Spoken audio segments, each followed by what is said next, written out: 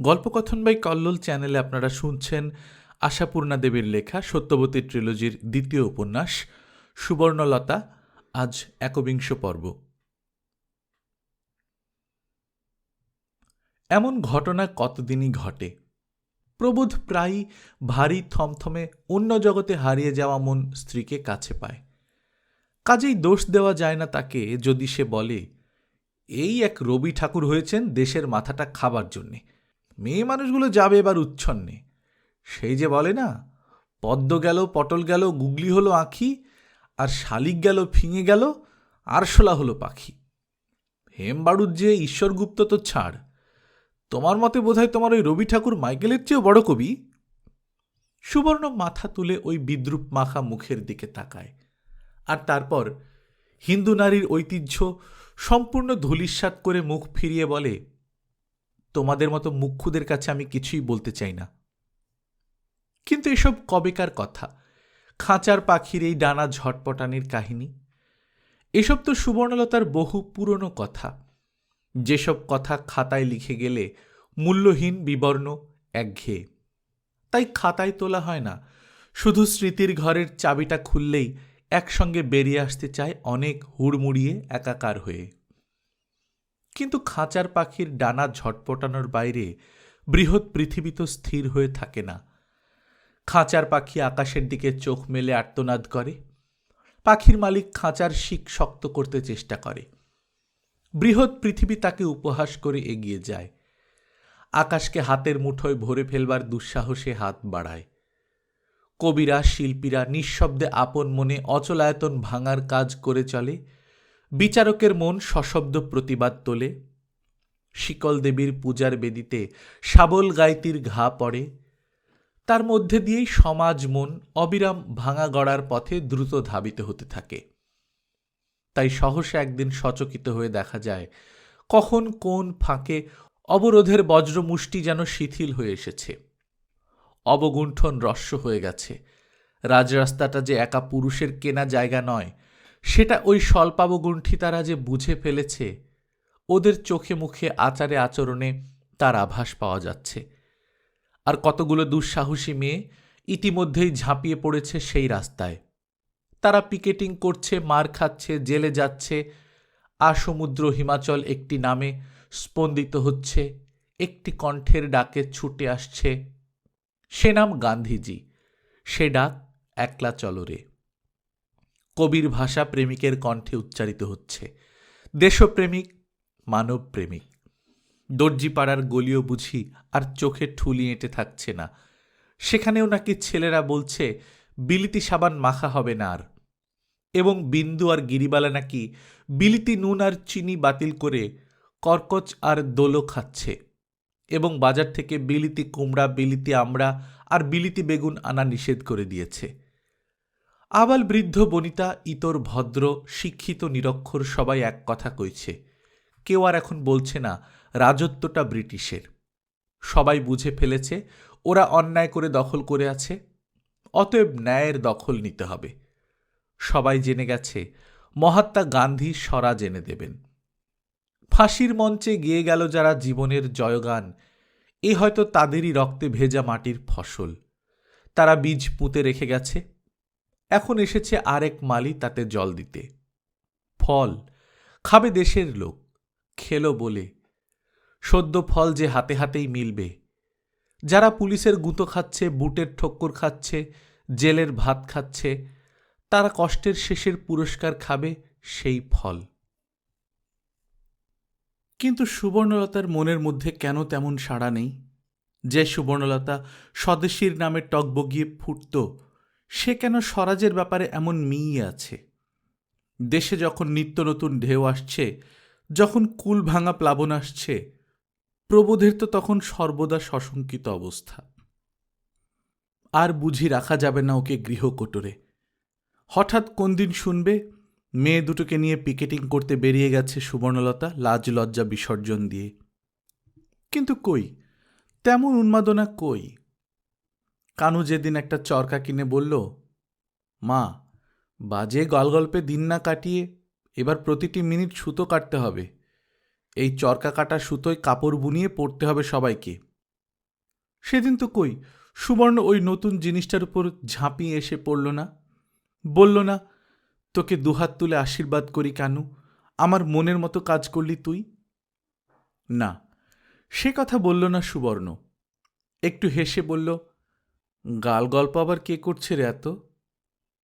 আহা, গাল গল্প না হোক, নাটক নভেল পাঠ একই কথা।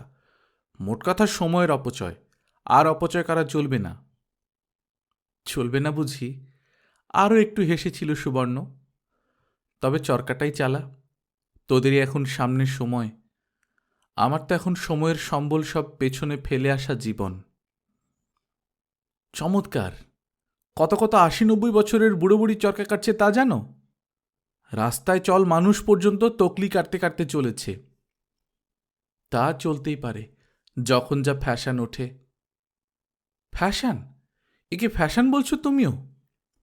কানু স্তম্ভিত হয়ে গিয়েছিল, এমনকি কানুর বাবাও। সুবর্ণর মুখে এই কথা অভাবনীয় বই কি। সাধে কি প্রবোধ এই অদ্ভুত উল্টোপাল্টাকে নিয়ে গোলক ধাঁধায় ঘুরে মরল চিরদিন?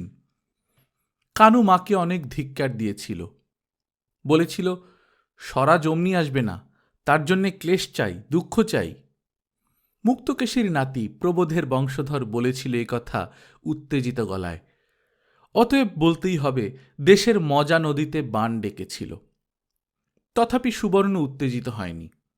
সুবর্ণ আবার হেসে উঠে বলেছিল, তা তোর এই সুতো কাটার মধ্যে ক্লেশই বা কই, দুঃখই বা কই? আর গেরস্থ ঘরের মেয়ে মানুষের অবসরই বা কই? কানু আরও জ্বলে উঠেছিল, আরেকবার নাটক নোভেলের খোঁচা দিয়েছিল।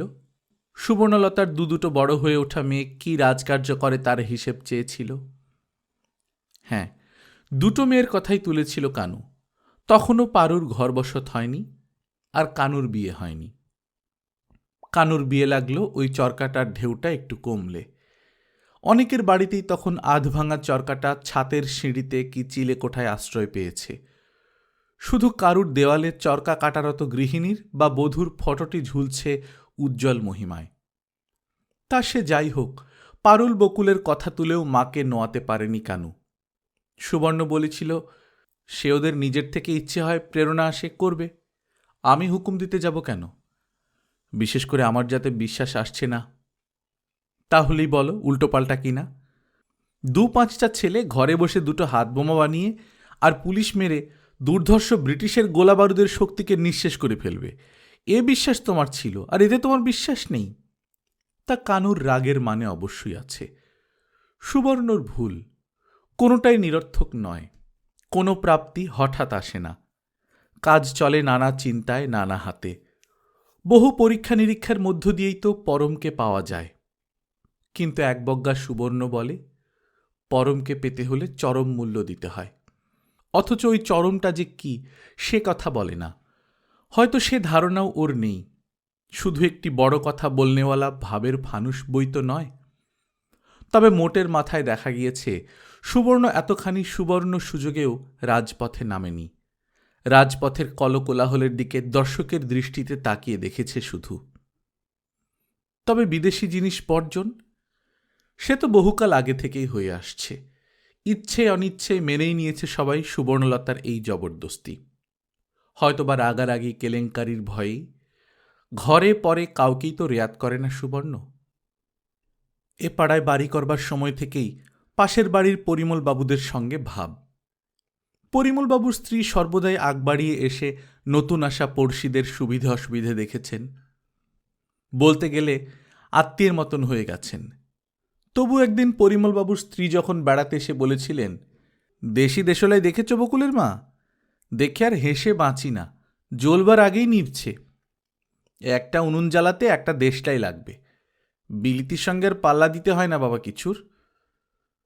তখন সুবর্ণ ফস করে বিলিতি দেশলাই কাঠির মতো জ্বলে উঠে বলেছিল, এইসব গল্প আমার কাছে করবেন না দিদি, আমার শুনতে খারাপ লাগে। পরিমলবাবুর স্ত্রী ভালো মানুষ, তবে মাটির মানুষ তো নয়। অতএব হয়ে গিয়েছিল বিচ্ছেদ। অনেক দিন লেগেছিল মনের সেই মালিন্য ঘুচতে।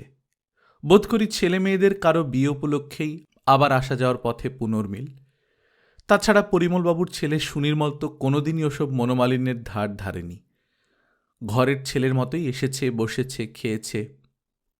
সেই আসা যাওয়ার অন্তরালে কিন্তু সে কথা থাক।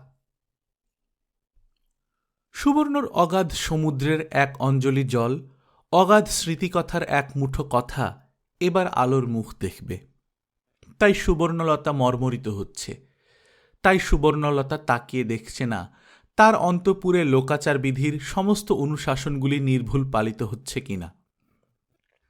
এখন সুবর্ণ অনেক দ্বিধাদ্বন্দ্ব কাটিয়ে তার সেই প্রথম কবিতার দিনটির কাহিনীখানি অক্ষরের বন্ধনে বন্দি করে নিয়ে একবার মামি শাশুড়ির বাড়ি যাবার জন্য স্পন্দিত হচ্ছিল।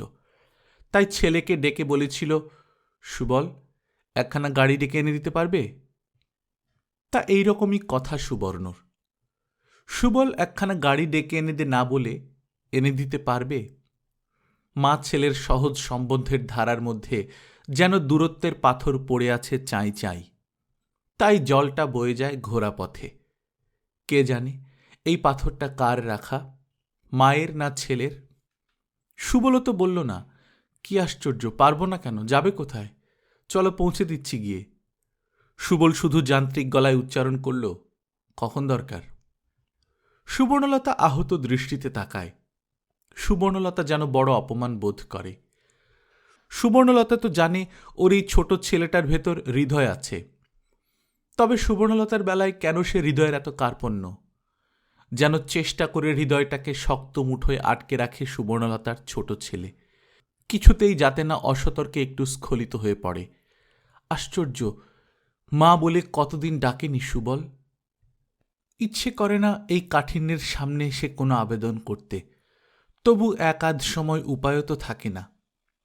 একা একটা ভাড়াটে গাড়ি করে এ বাড়ি ও বাড়ি করার সাহসটাই তো অসম সাহসিকতা। তবু সে সাহস দেখায় সুবর্ণ। দুটো শ্বশুর বাড়ি একাই যাওয়া আসা করে, তাই বলে পথে বেরিয়ে রাস্তায় দাঁড়িয়ে থেকে গাড়ি ধরে নিয়ে যাওয়া তো চলে না। সেটা যেন সাহস নয়, অসভ্যতা, অন্তত সুবর্ণর মাপকাঠিতে। সুবল না হোক, অন্য ছেলেরা এই নিয়ে কথা শোনাতে ছাড়ে না। বলে, আর গাড়ি ডেকে দেওয়ার ফার্স কেন বাবা? বেশ তো স্বাধীন হয়েছ, যাও না, বেরিয়ে পড়ে ডেকে নাওগে না একখানা। বলে আরও বৌদের কাছে তীক্ষ্ণ হুল খেয়ে। বৌদের একা এক পা বেরোবার হুকুম নেই, অথচ শাশুড়ি দিব্যি। তা সুবল কিছু শোনাল না, শুধু বলল, কখন দরকার? সুবর্ণ অতএব সেই যান্ত্রিক গলাতেই উত্তর দেয়, এখনই দরকার। তা নইলে বলতে আসবো কেন?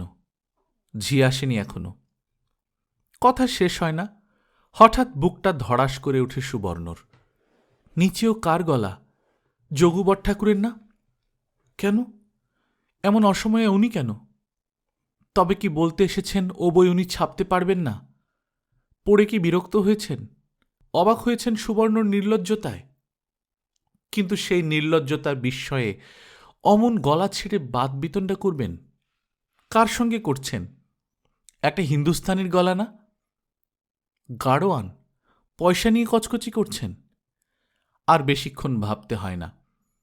ছাপাখানার মালিক জগন্নাথ চন্দ্রের হেঁড়ে গলা আকাশে ওঠে, সুবল, কই রে সুবল?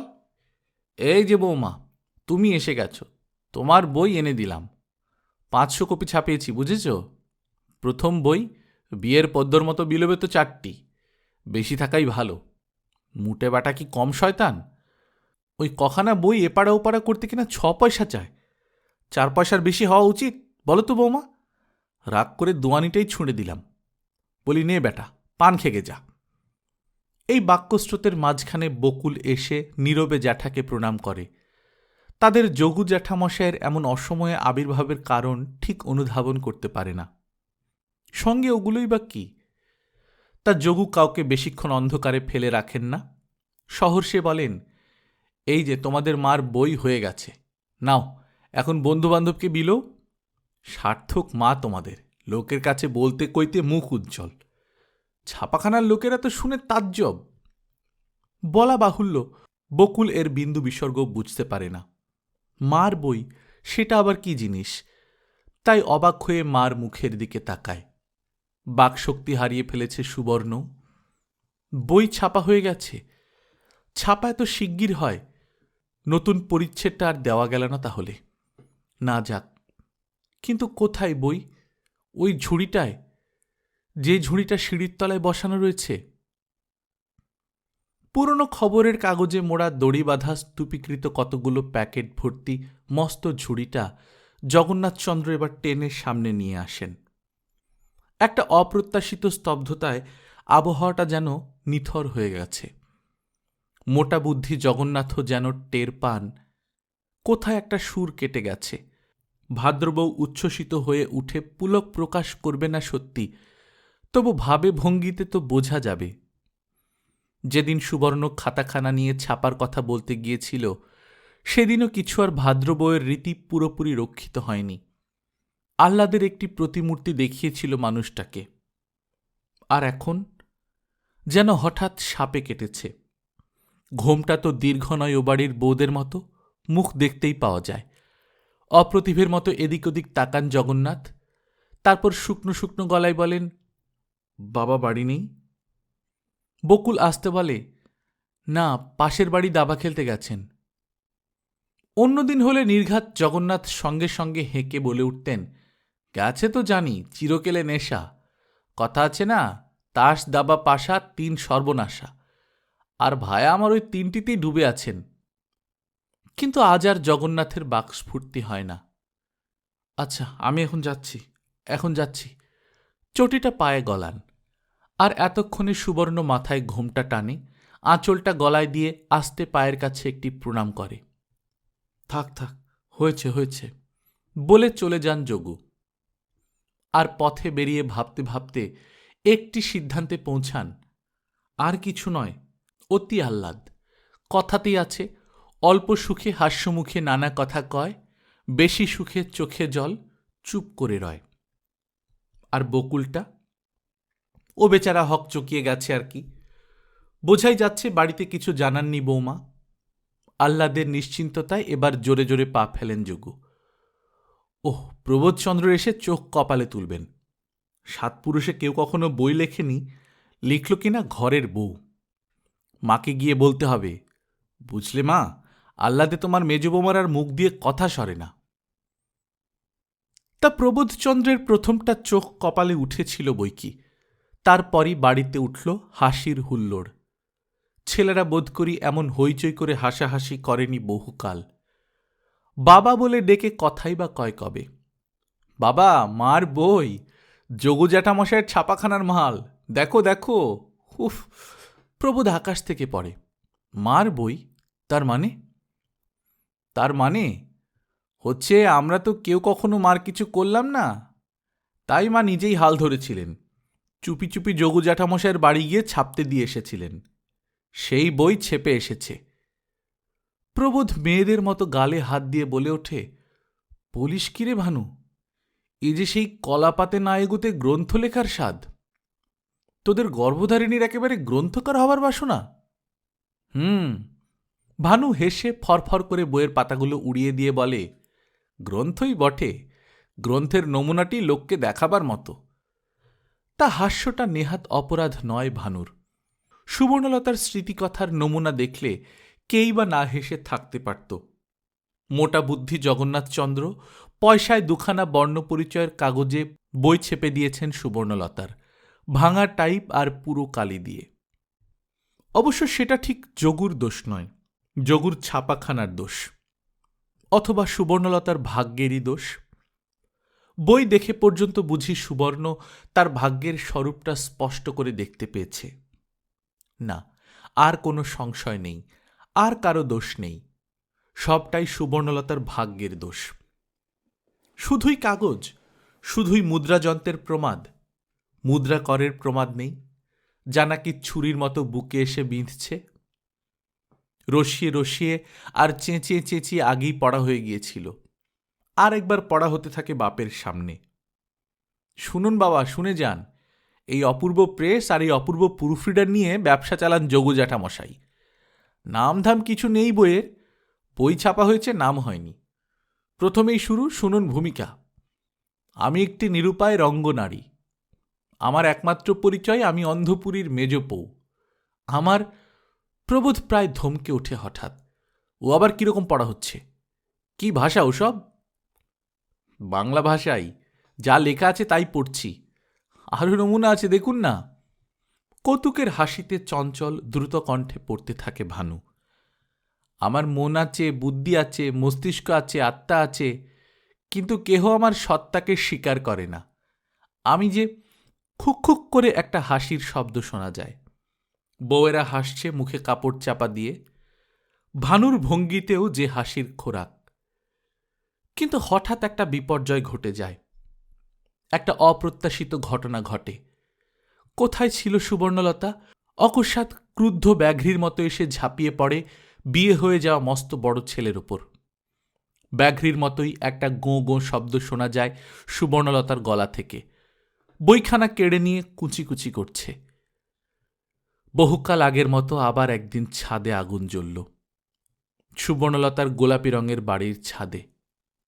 না, যত উদ্ভ্রান্তই হোক সে, তদ্দণ্ডেই বাড়ির যেখানে সেখানে আগুন জেলে একটা অগ্নিকাণ্ড করে বসেনি। ধীরে সুস্থে সময় নিয়ে জ্বালিয়েছে আগুন।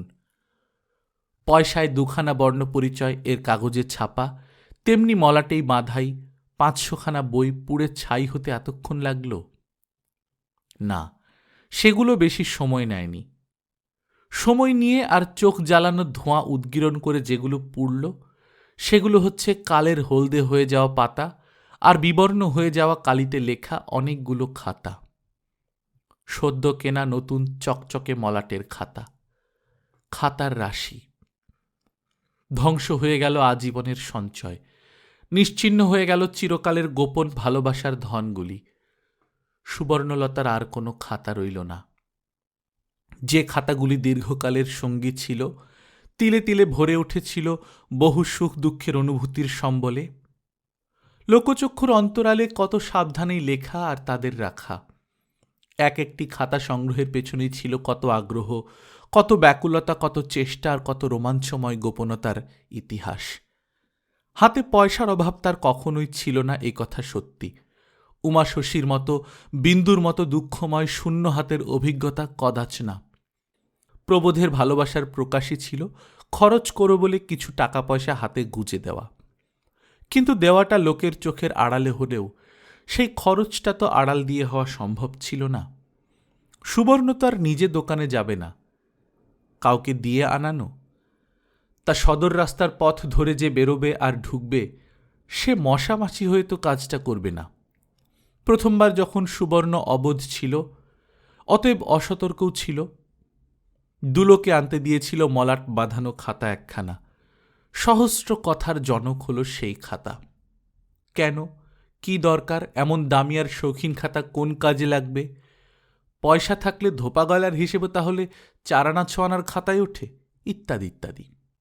সেই থেকে সাবধান হয়ে গিয়েছিল সুবর্ণ। গোপনীয়তা সে ভালোবাসে না, কিন্তু এমন উদ্ঘাটিত হতেও ভালো লাগে না। তাই ঘরের জানলা থেকে পাশের বাড়ির একটি ছোট ছেলের হাতে সুকৌশলে খাতার পয়সা এবং তার ঘুড়ি লাট্টুর পয়সা চালান করে করে মাঝে মাঝে খাতা আনাত। বাঁধানো রুলটানা খাতা। লোকচক্ষুর অগোচরে আনিয়েছে তাদের মালিক, লোকচক্ষুর অন্তরালেই রেখে দিয়েছে। লালন করেছে হৃদয় রস দিয়ে, পুষ্ট করেছে জীবন বেদনার আবেগ দিয়ে। কতদিন কত নিভৃত ক্ষণে ভালোবাসার হাতে হাত বুলিয়েছে তাদের গায়ে, ভালোবাসার চোখে তাকিয়েছে, যেন তারা শুধু প্রাণতুল্য কোনো বস্তুই নয়, প্রাণাধিক কোনো জীবন্ত প্রিয়জন। সেই তাদের অহংকার হল। আলোর মুখ দেখতে চাইল তারা। অন্ধকারের জীব তোরা, কিনা আলোর মুখ দেখবার বাসনা। অতএব পেতে হল সেই দুঃসহ স্পর্ধার শাস্তি। সেই ভালোবাসার হাতি তাদের গায়ে আগুন লাগালো। সেই ভালোবাসার চোখই নিষ্পলক বসে বসে দেখল তাদের ভস্ম হয়ে যাওয়া।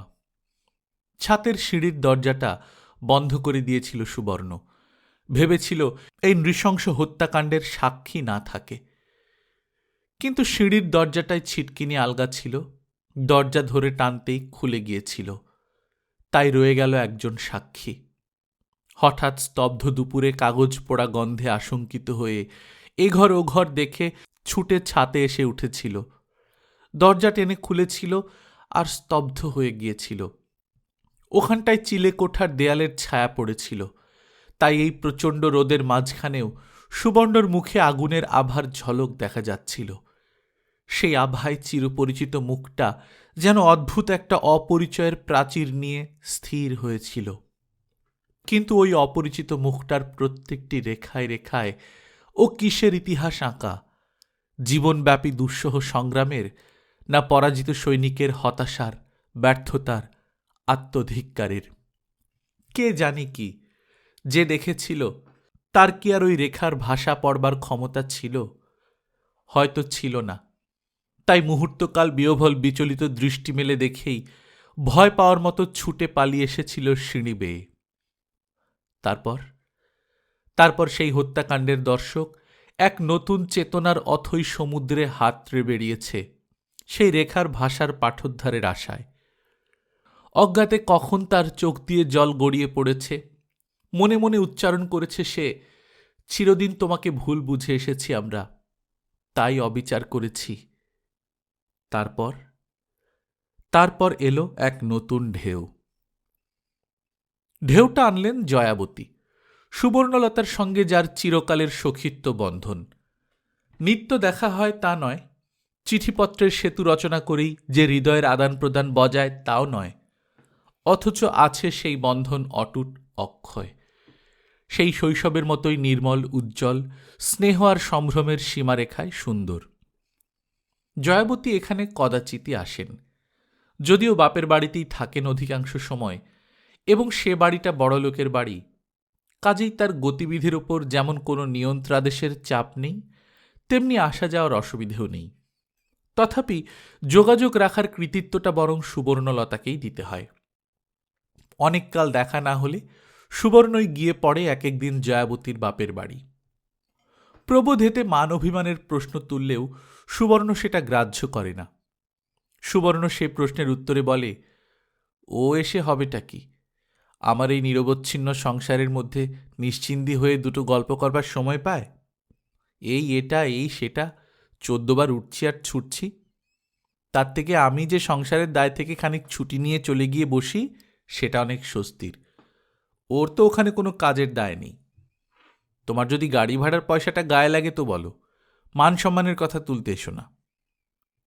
কুটুম বাড়ি, তাতে কি? আপন পর নির্ধারণের বাঁধা সড়ক ধরে কোনোদিনই চলতে পারে না সুবর্ণ, কাজেই ও কথা বলে লাভ নেই। সামান্য একটা অনুষ্ঠানের সূত্রে মুক্তকেশীর সংসার পরিজনের পোষা বেড়ালটি পর্যন্ত সুবর্ণর আপন, আর তার বাইরের দুনিয়ার আর কেউ আপন হতে পারবে না, এই নিয়মে বিশ্বাসী নয় সুবর্ণ। কাজেই মন কেমন করলেই সুবর্ণ গিয়েছে প্রবোধের খুঁতখুঁতেমি উপেক্ষা করে। কিন্তু ইদানিং বহুকাল বুঝি যায়নি, তাই জয়াবতী এলেন একদিন। উকিল ভাই কোর্টে যাবার সময় গাড়ি করে এনে নামিয়ে দিয়ে গেলেন, ফেরার সময় নিয়ে যাবেন। সুবর্ণর দাদাও উকিল, আর তারও নাকি গাড়ি আছে, সুবর্ণর ছেলেরও গাড়ি আছে। কিন্তু থাক সে কথা, জয়াবতী এলেন, একটা ঢেউ নিয়ে এলেন, সেটাই হলো আসল কথা। জয়াবতীরা কয়েকজনে দল বেঁধে বদ্রিকাশ্রম যাচ্ছেন। সুবর্ণলতাও চলুক না, বাইরের কেউ নয়, জয়াবতীর 2 বোন, একজন ভাজ, একটি ননদ, তা সে তো সুবর্ণরও ননদ। সঙ্গে যাবে বাড়ির এক পুরনো সরকার আর ওখানকার পাণ্ডা, অতএব দলটা ভালোই। আর জয়াবতীরও খুব ইচ্ছে হচ্ছে সুবর্ণ চলুক। সুবর্ণলতার জ্বরের মতো যাচ্ছে কদিন। সুবর্ণলতা শুয়েছিল, উঠে বসে বলল, হ্যাঁ যাব। জয়াবতী হাসলেন, দাঁড়া বাপু, আগে বরের মত নে, তবে দলিলে সই কর। যাব বললেই তো হবে না। সুবর্ণ সংক্ষেপে বলে, হবে, তুমি আমার ব্যবস্থা করো, আর কি কি সঙ্গে নিতে হবে, কত কি লাগবে সেটাও। মেজ ঠাকুরপো আবার এতদিনের বিরহে চোখে অন্ধকার দেখবে না তো? জয়াবতী হেসে বললেন, তাড়াতাড়ির কিছু নেই, ভেবেচিন্তে বললেই হবে, এখনো মাসখানেক সময় হাতে আছে। সুবর্ণলতা বলে, ভেবেচিন্তেই বলেছি, ভেবে ভেবেই মরছিলাম কোথায় পালাই, তুমি ভগবান হয়ে এলে। জয়াবতী ভগবান হয়ে এলেন সুবর্ণকে 2 দিনের জন্যে কোথাও পালাবার জায়গা খুঁজে দিতে।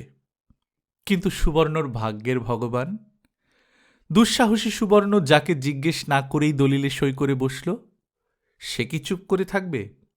নাকি আহ্লাদে গলে গিয়ে বলবে, তা বেশ তো, এমন একটা সুযোগ যখন এসেছে যাও না, যাওনি তো কখনো কোথাও? তা বললে হয়তো মহত্ব হতো, কিন্তু অত মহৎ হওয়া সবাইয়ের কুষ্ঠিতে লেখে না। বাড়ি ফিরে খবরটা শুনে উত্তাল হলো প্রবোধ। ঢেউটি আনলেন কে? হ্যাঁ, ও বাড়ির গিন্নি? তা তার উপযুক্ত কাজই করেছেন। চিরটাকালিত মনসার মন্দিরে ধুনুর ধোঁয়া দিয়ে এসেছেন তিনি। বলে দিও যাওয়া সম্ভব হবে না। সুবর্ণ শান্ত গলায় বলে, বলে দিয়েছি যাব। বলে দিয়েছ? একেবারে কথা দেয়া হয়ে গেছে? প্রবোধ ক্ষুব্ধ ক্রোধের গলায় বলে, তা আমি যে একটা বুড়ো আছি বাড়িতে তা বুঝি মনেই পড়ল না? বলতে পারলে না যে না জিজ্ঞেস করে কি করে বলবো? সুবর্ণ অনেকদিন পরে আবার আজ একটু হাসল, বলল, তা আমিও তো বুড়ো হয়েছি গো। নিজের ব্যাপারে একটা ইচ্ছে অনিচ্ছে চলবে না, এটাও তো দেখতে খারাপ। একটা ইচ্ছে অনিচ্ছে? প্রবোধ যেন মাথায় লাঠি খায়। একটা ইচ্ছে অনিচ্ছে? কোন কাজটা না তোমার ইচ্ছেই হচ্ছে? সুবর্ণ আবার হাসে। তাই বুঝি? তাহলে তো গোল মিটেই গেল। সবই হচ্ছে, এটাও হবে। না না, হবে টবে না। প্রবোধ যেন ফুঁ দিয়ে তুলোর ফুলকি ওড়ায়। এই শরীর খারাপ, নিত্য জ্বরের মতন, এখন চলবেন মরণ বাচনের তীর্থে। তীর্থ পালিয়ে যাচ্ছে? তীর্থ পালিয়ে যাচ্ছে না সত্যি, সুবর্ণ মৃদু হাসির সঙ্গে বলে, আমি তো পালিয়ে যেতে পারি। সহজ কথার পথ অনেকদিন রুদ্ধ ছিল। হঠাৎ একবার অলৌকিক মন্ত্রে খুলে গিয়েছিল সেই বন্ধ দরজা। শ্যামাসুন্দরী দেবীর ছেলে জগন্নাথ চাটুর্যের নিচের তলায় একটা স্যাঁতস্যাঁতে ঘরে প্রাণ পাচ্ছিল সেই মন্ত্র। তারপর ভেস্তে গেল সব, মন্ত্র গেল হারিয়ে। আবার বন্ধ হয়ে গেল দরজা। শুধু আবরণ একটা থাকল, জ্বর ভাব।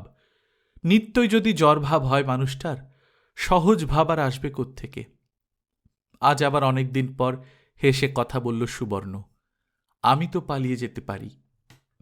কিন্তু প্রবোধ কি এই ছেলে ভোলানো কথাই ভুলবে?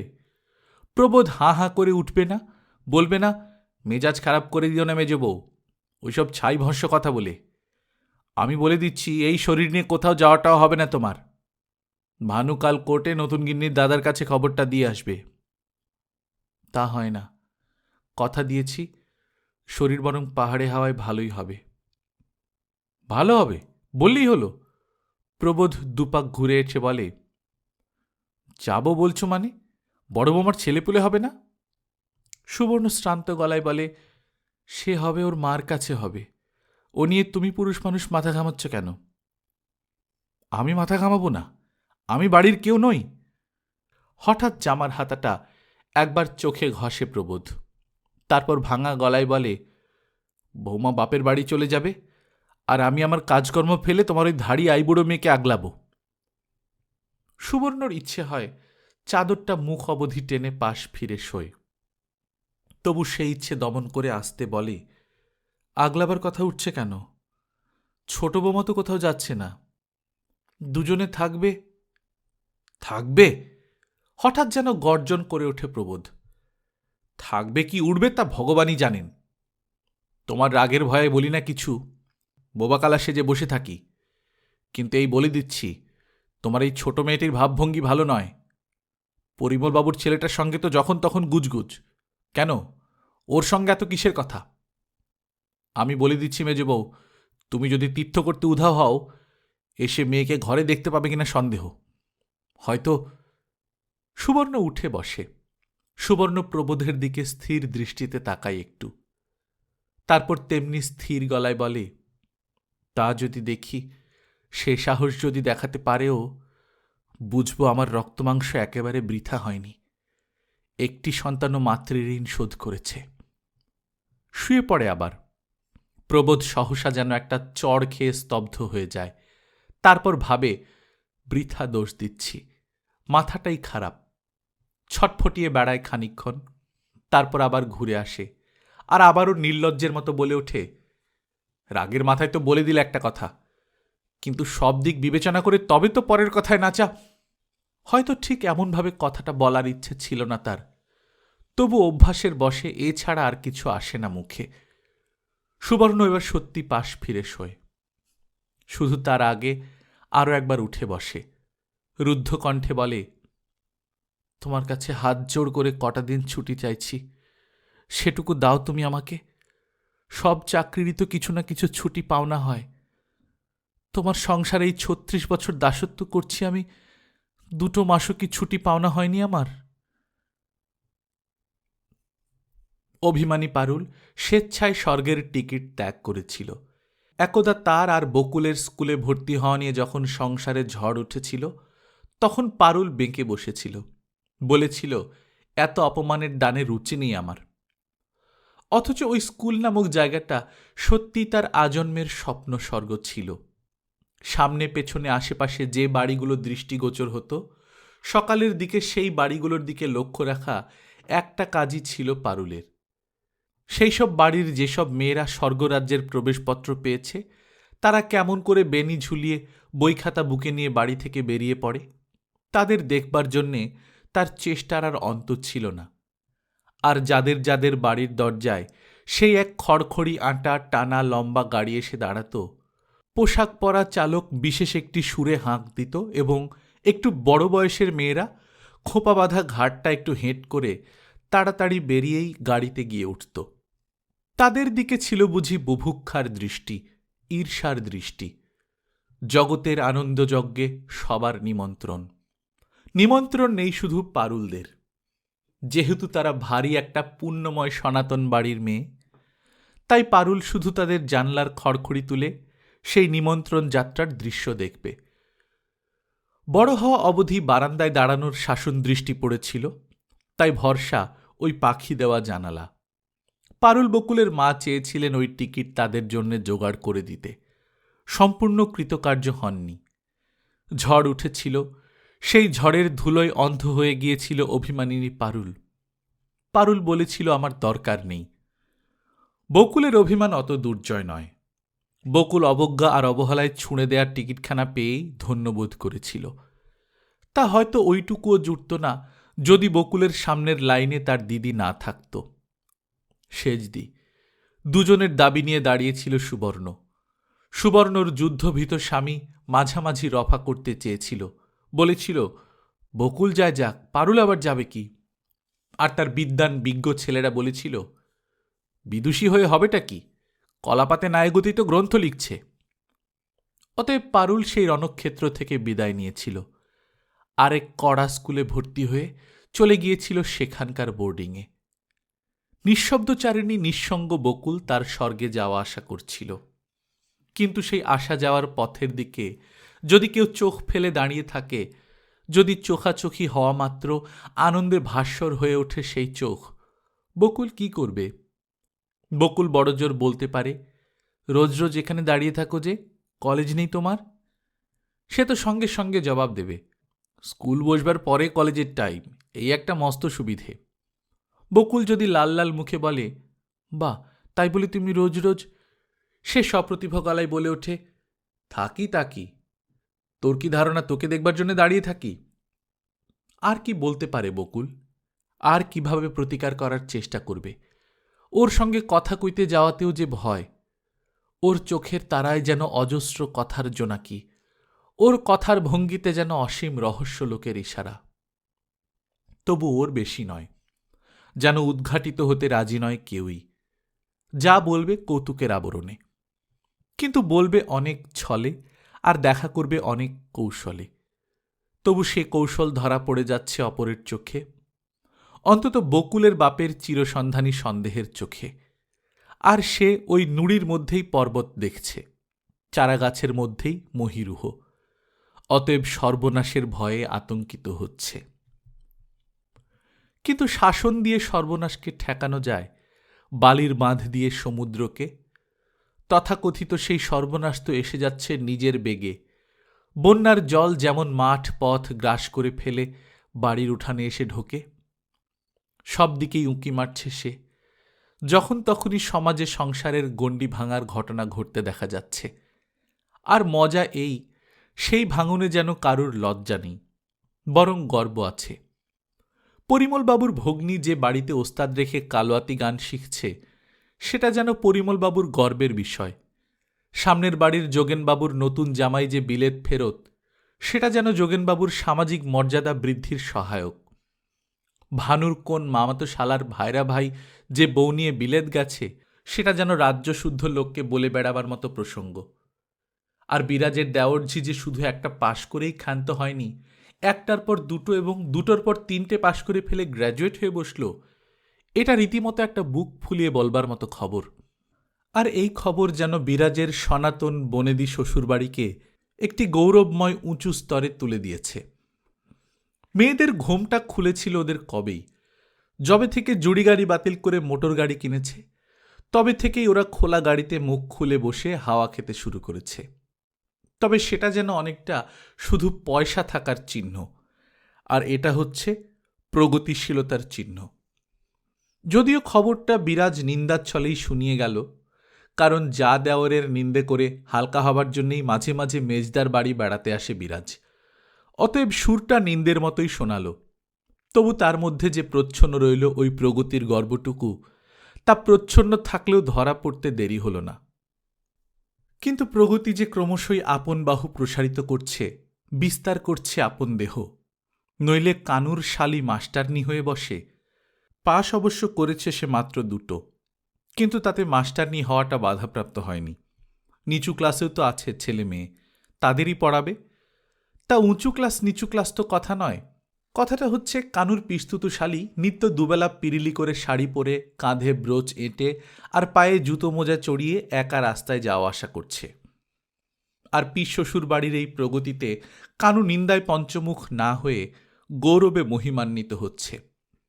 কথায় কথায় বিচ্ছুরিত হচ্ছে সেই গৌরব। কিন্তু এসব কি সমাজে এই নতুন এলো? আসেনি এর আগে? তা একেবারে আসেনি বললে ভুল হবে। এসেছে, এসেছে আলোকপ্রাপ্তদের ঘরে, এসেছে ধনীর ঘরে, কিন্তু সেটাই তো সমাজের মাপকাঠি নয়।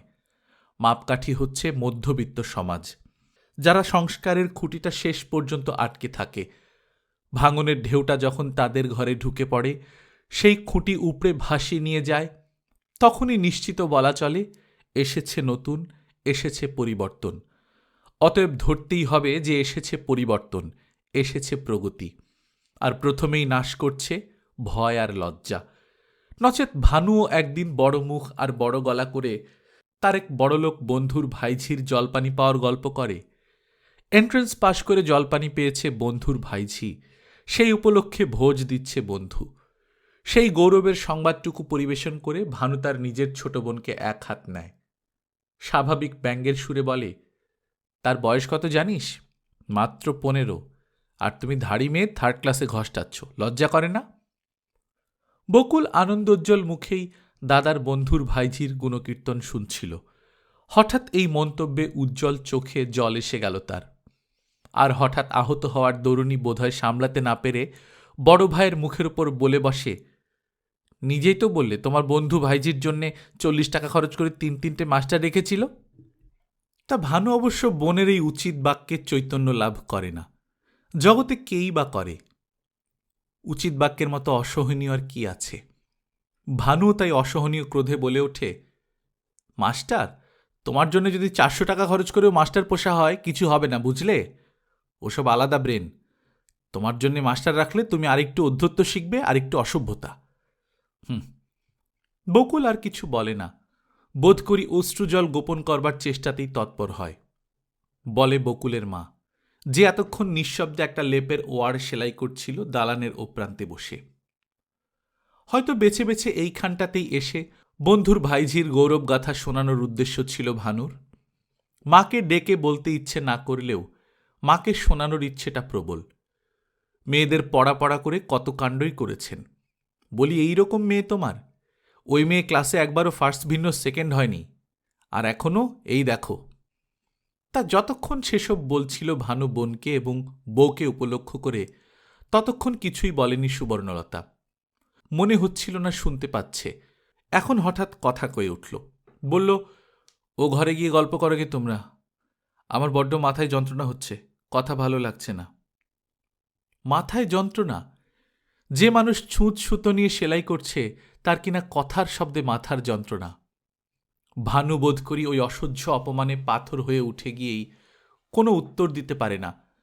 শুধু ও বলে গটগট করে উঠে চলে যায়। সঙ্গে সঙ্গে ভানুর বউ। শুধু বকুলি বসে থাকে ঘাড় হেঁট করে। হয়তো অন্য কিছুই নয়, তাকে উপলক্ষ করে দাদার এই যে অপমানটা ঘটল, তার প্রতিক্রিয়া কি হবে তাই ভাবতে থাকে দিশেহারা হয়ে। সুবর্ণ হাতের কাজটা ঠেলে রেখে চুপ করে বসে থাকে কিছুক্ষণ। তারপর হঠাৎ বলে ওঠে, সুনির্মলকে একবার ডেকে দিতে পারবি? সুনির্মল? তাকে ডেকে দেবার আদেশ বকুলকে? এ আবার কোন রহস্য? আর বর্তমানের প্রসঙ্গের সঙ্গে সুনির্মলের সম্পর্ক কি? এ যে অবদ্ধ। শঙ্কিত দৃষ্টি মেলে মার দিকে তাকায় বকুল। সুবর্ণ সেই দিকে এক পলক তাকিয়ে বলে, একটা মাস্টারের জন্য বলবে ওকে। মাস্টার? বকুলের জন্যে মাস্টার? ধরনী দ্বিধা হচ্ছ না কেন? ছেলের সঙ্গে হার জিতের খেলায় মাকি এবার বকুলকে হাতিয়ার করবেন? হে ঈশ্বর, দুর্মতি কেন হচ্ছে মার? অথচ দাদার থেকে মাও কিছু কম ভীতিকর নয়। তবু ভয় জয় করে ফেলে বলে ওঠে বকুল, না না, ওসবের দরকার নেই মা। দরকার আছে কি নেই সে কথা আমি বুঝব, তুই ডেকে দিবি। হাতের কাজটা আবার তুলে নেয় সুবর্ণ। গল্পকথন বাই কল্লোল চ্যানেলে আপনারা শুনছেন আশাপূর্ণা দেবীর লেখা সুবর্ণলতা, আজ ১বিংশ পর্ব। আমরা নিয়মিত গল্প পাঠ করে শোনাচ্ছি। আপনারা যারা প্রথমবারের মতো শুনছেন কাইন্ডলি সাবস্ক্রাইব করে নেবেন। গল্প পাঠ ভালো লাগলে বন্ধুদের সঙ্গে শেয়ার করবেন। নিজে ভালো থাকবেন, আশেপাশের লোকজনকে ভালো রাখবেন। টাটা।